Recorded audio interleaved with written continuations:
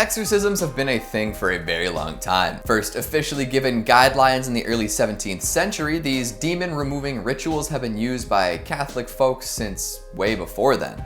At some point, way too many people were performing unofficial exorcisms, prompting the church to step up and set some ground rules. Probably for the best. Since then, the church has been authorizing exorcisms to rid afflicted individuals of the demons that have infested their bodies. This has become quite a popular topic to write scary stories about, which in turn led to a lot of movies being made about exorcisms. Some of this exorcism media has been based on real exorcism. Now, keep in mind that a lot of skeptics believe, with good reason, that a lot of demonic possession is just misinterpreted mental illness, so a real exorcism is kind of up for debate. Still, there's some scary stuff that goes on when people believe there are demons afoot, so we'll list off a grand procession of actual recorded exorcisms. Hello horror heads, and welcome back to the scariest channel on YouTube, Top 5 Scary Videos. I'm your horror host, Keegan Hughes, and today we're going to be taking a look at the top 5 scary exorcisms that really happened. Before we dive deep into these waters, make sure you give this video a big thumbs up and subscribe for more flushing and fleeing. Perfect, let's get started. Coming in at number 5, we've got the exorcism of Roland Doe. This is a famous one. Even if you haven't heard of Roland himself, you've heard of the works he's inspired. We all know of William Friedkin's Oscar-winning movie The Exorcist, right? Well, that was based on a book of the same title written by William Peter Blatty, which in turn was inspired by claims surrounding the exorcism of Roland Doe. It took a while, but this story made it into the homes of horror fans around the world. Back in the 1940s, priests of the Roman Catholic Church caught wind of a victim of demonic possession. The victim was a 14-year-old boy under the pseudonym of Roland Doe. Some say that the alias Robbie Mannheim was used as well. Either way, he underwent a series of exorcisms performed by different priests. First, a Lutheran pastor who claimed that he saw furniture moving around by itself. After witnessing this, he recommended the boy's parents reach out to a Catholic priest. Thus began a procession of priests coming through and attempting to remove demons from poor Roland. During these exorcisms, many strange things happened. Roland managed to snag a bed spring and use it as a weapon, slashing the attending priest. Another pair of priests claimed to see a shaking bed and flying objects, along with the boy speaking in a demonic voice and avoiding sacred objects with all his might. The final exorcism saw Roland break the nose of the priests trying to assist him. Thankfully, after this incident, Roland went on to live a normal and largely undemonic life. After all the hubbub, plenty of skeptics and other interested parties investigated the exorcism. Much of the recorded information that people referred to when discussing the series of events turned out to be hearsay, and there really is little evidence to prove any of it actually happened. In fact, it does seem like Roland suffered from some sort of mental illness, and writers thought it was a great story to exploit. Still, the treatment this boy received thanks to shaky claims of demonic possession is scary enough. Coming in at number 4, we've got the exorcism of Michael Taylor. The year was 1974. Family man Michael Taylor lived with his wife and 5 kids in Ossett, an English market town near Wakefield. Most folks knew him as a relatively easygoing man, although he did suffer from depression linked to a back injury sustained years ago. The townsfolk were particularly religious, but the Taylors were not. This led a friend of the family to attempt to ease his pain through spirituality. She brought him to a church group and he became part of the religious community. Leading this group was a 21-year-old pastor by the name of Mary Robinson. As Michael spent more time with the fellowship, his wife, Christine, grew suspicious. Michael and Mary started spending lots of time together, engaging in activities like staying up all night and making the sign of the cross at each other to ward off evil. In fact, Michael's personality changed entirely. He adopted very strange beliefs and was bad-tempered around the house. Christine decided she'd had enough. She called him out in front of a large gathering of people, causing him to lash out. All in attendance claimed that something came over him as he screamed in tongues and flailed about. Eventually, he was restrained by a group of people, and everyone decided it would be best if an exorcism was performed. 2 ministers were brought to Ossett to go through with it, and it ended up lasting overnight. Michael screamed and flailed and scratched and bit the whole time, prompting the ministers to tie him to the floor. They claimed that over 40 demons had possessed Michael and they weren't going to leave easily. In fact, the priests succumbed to exhaustion at 8 a.m. the next morning. They told Michael and Christine to head home and rest up for the final part of the exorcism, which in hindsight was a bad call. Now, whether or not demons actually infested Michael can never be proven, but what he did next definitely can be. A couple of hours after being sent home, Michael was found covered in blood. He had killed Christine as well as their pet dog. The entire living room was covered in blood and Christine's face had been ripped off. Michael had succumbed to something terrible and murdered his wife after his awful exorcism. Something tells me the church's intervention might not have helped poor Mike, and it definitely didn't help Christine. Coming in at number 3, we've got the exorcism of Terence Cottrell. This is just terrible.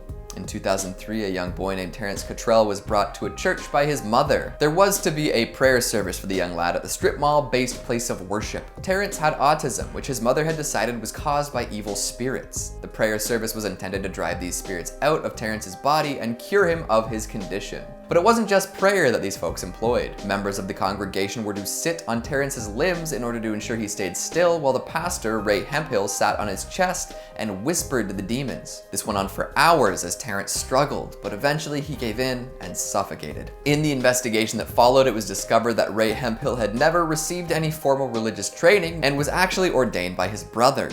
He was not qualified to be performing an exorcism, nor was he really ready to be leading services. What bothers me the most is how blindly the folks of the church followed his lead, allowing him to literally suffocate an 8-year-old boy. No charges were laid against the other people involved in the terrible ritual, as they all cited their Fifth Amendment right to refuse to testify in order to protect themselves. My goodness. Coming in at number 2, we've got the exorcism of the Ammons family. Most exorcisms involve one person possessed by multiple demons, right? Well, what about a whole family possessed by demons? Apparently this did indeed happen in Indianapolis. In 2011, LaToya Ammons and her family moved into a rental house along with LaToya's mother. Soon after they settled in, they noticed that an unnatural amount of black flies were swarming their porch. If that doesn't seem too weird to you, keep in mind that this was in December. They did their best to get rid of these pesky insects, but they just kept coming back. They would also hear footsteps throughout the house late at night and would often find doors swung open that they knew they'd left closed. One night, a dark figure was seen pacing in the living room, leaving wet boot prints behind. Things only got weirder from there. Late one night following the funeral of a loved one of Ammons' children levitated above her bed for all to see. After seeking help from a team of clairvoyants, the demonic possession got even worse. The children would don evil smiles, and their eyes would bulge as they discussed satanic things and conversed with people who weren't there. After one particularly bad incident ended up sending 2 of her boys to the hospital, medical staff witnessed the 9-year-old son walk backwards up a wall. All of this craziness led to the Department of Child Services getting involved, and the children were taken into custody. This prompted Ammons to take more decisive action. She brought in a priest who sought official permission to perform an exorcism. Bishop Dale Melchick was reluctant, but Reverend Michael Maganot sought help from other priests who had performed exorcisms. Eventually the house was cleansed of demonic presence, but not before Ammons was put through hell. The story does have a happy ending though, as 6 months after her children were taken into DCS custody, LaToya was able to welcome them back home. Honestly, this is a very interesting read, so go check out the whole story in the description. And finally, at number 1, we've got Annalise Mitchell. We started with the basis for an exorcism movie and will end with the basis for an exorcism movie. Annalise's story was eventually turned into The Exorcism of Emily Rose. Originally, it was a tale from Germany. When Annalise was 16, she was diagnosed with psychosis caused by temporal lobe epilepsy. However, being a devout churchgoer, she and her family were convinced that she was possessed by a demon. They did try to help her condition using medications, but after 5 years with no improvement, they were desperate for results. The family appealed to the Catholic Church, which reluctantly sent 2 priests to attempt to exorcise the young woman. When the exorcisms began, the parents stopped consulting doctors. These events, in conjunction with each other, led to the untimely death of Annalise. 67 exorcism sessions were performed, during which Annalise refused food and water. She succumbed to malnourishment and dehydration. Her parents, as well as the priests, were found guilty of negligent homicide for their actions. My word. So what's scarier, demons or people? Hard to tell after hearing all these stories. So what do you think? Were there any real possessions on this list, or were they all just people being misdiagnosed? What's the scariest real exorcism you've ever heard of? Make sure you let me know down in the comments. Speaking of comments, let's take a look at some of your more airborne ones from the top 5 scary monster horror movies that changed all the rules. Brian Baker says, those Harryhausen films still look great today. Love the homage in Army of Darkness too.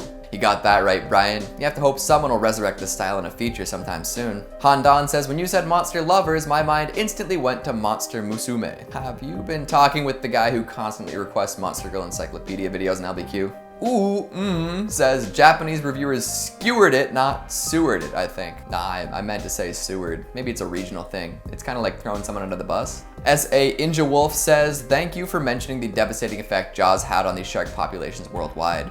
Unfortunately, movies still have very negative effects towards animals. Every time a new movie with pets of some kind comes out, the market explodes with that type of pet. We vets then see the usually unfortunate consequences. 101 Dalmatians was one of the worst. Dalmatians are not an easy breed of dog for the majority of owners. Then we have those that take on wildlife as pets where it's allowed. I'll just say it shouldn't be allowed. Yeah, folks tend to be impulsive when they shouldn't be. Do your research before getting a pet. And that's all the time we have for today. Before I sit down on this big cartoonish painted X on the ground, make sure to give this video a big thumbs up and subscribe for more devilish details. Thanks for watching, and I'll see you next time.